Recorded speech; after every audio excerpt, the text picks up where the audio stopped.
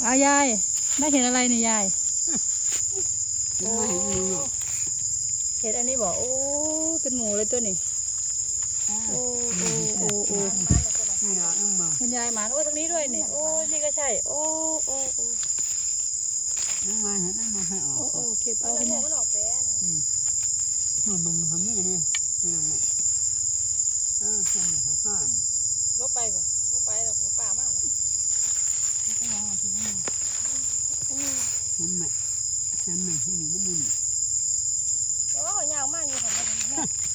มันเห็ดนี่นะแบ่งกันพอดีเลยใส่ท่อกันพอดี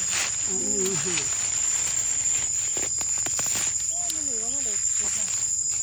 เด็กงามเลยนี่ทำนี่ให้ไงนะให้ออกเป็นมือ